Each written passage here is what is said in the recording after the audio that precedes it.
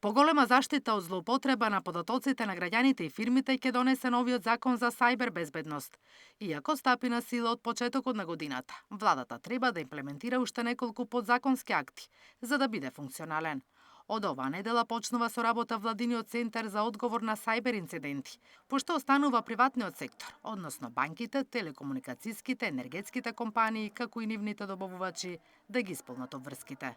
При помали, средни или големи сајбер инциденти, тие имаат задача за пријавување. За да тоа може да го направат, мора да имаат внатрешна инфраструктура која што ќе го детектира проблемот. Тоа е првиот елемент. Вториот елемент е одговорноста на секоја од тие институции како да се грижи за сите други системи кои што ги има во своето работење, да речеме за физичка инфраструктура, за архивско работење. И третиот елемент кај оние кои што се дел од така наречената критична инфраструктура, имаме и поголеми барања, што значи да имаат назначени офицери за сајбер безбедност, да имаат системи на детекција, на рана превенција. За имплементација на законот Македонски Телеком ќе црпи искуство од Deutsche Telekom, групација која ја има најдобрата заштита во цела Европа.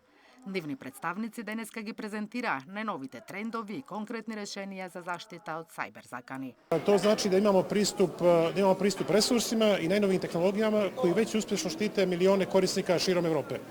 Danas ovdje pružamo ruku za zajedničko kreiranje sigurnog digitalnog društva u Makedoniji, a sigurno digitalno društvo je preduslov za dalji ekonomski razvoj i uspjeh cijelog društva. Cyber security treba posmatrati kao jedan ekosistem gdje državne institucije su zaštićene, država je zaštićena, telekomi su zaštićeni, ali i sve ostale firme. To je kao sistem spojenih sudova koji treba zajedno funkcionišati.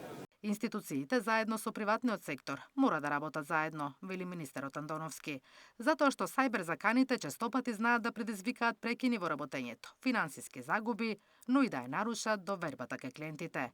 Целта е да се изгради дигитално општество, кое ќе биде отпорно на се почестите сајбер закани. Наташа Мерсовска, Сител телевизија.